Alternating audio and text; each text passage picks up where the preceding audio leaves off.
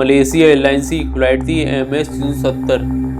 ये फ्लाइट 8 मार्च 2014 को मलेशिया की राजधानी कोलालमपुर वहां से बीजिंग की तरफ जा रही थी।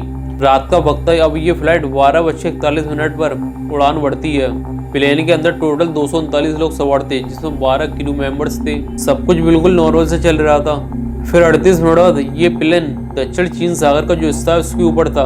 तो अब अचानक से जो एयर ट्रैफिक कंट्रोल का नेटवर्क था वो टूट जाता है। शुरू में सबको लग रहा था शायद प्लेन क्रैश हो गया होगा। फिर ये लोग जब प्लेन की छानबीन करते हैं तब जांच में इन्हें कुछ भी नहीं मिलता। प्लेन का मलबा था उसका कोई हिस्सा नहीं मिला। फिर बाद में जब ये और ज्यादा जांच करते हैं तब इन्हें पता चलता है प्लेन ने अपना रास्ता बदल लिया था।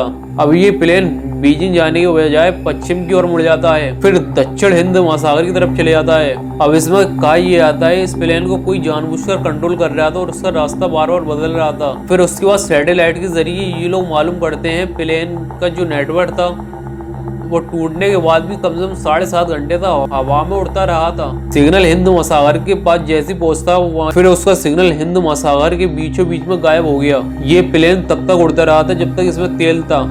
अब मलेशिया एयरलाइंस को प्लेन के बारे में कुछ पता नहीं था, प्लेन गया तो गया कहाँ। फिर बाद में मलेशिया, चीन और ऑस्ट्रेलिया ये तीनों मिलकर एक सर्च ऑपरेशन स्टार्ट करते हैं जो दुनिया का सबसे बड़ा सर्च ऑपरेशन था। ये ऑपरेशन इतना बड़ा था 60,000 किलो समुद्र तक खंगाला गया था। इसके बाद भी प्लेन का कई नामो निशान नहीं मिला। फिर उसके एक साल बाद जो प्लेन का टुकड़ा था उसका एक हिस्सा किसी एक आइलैंड पर मिलता है। इससे ये बात कंफर्म हो जाती है कि प्लेन हिंद महासागर की तरफ गया था। फिर कुछ महीने बाद अफ्रीका के 3 देशों में प्लेन के कुछ टुकड़े मिलते हैं, लेकिन उसके बाद भी प्लेन का अब तक पूरा हिस्सा नहीं मिला।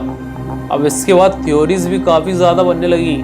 किसी शख्स ने कहा पायलट ने जान दे दी और किसी ने कहा इस प्लेन को हाईजैक कर लिया।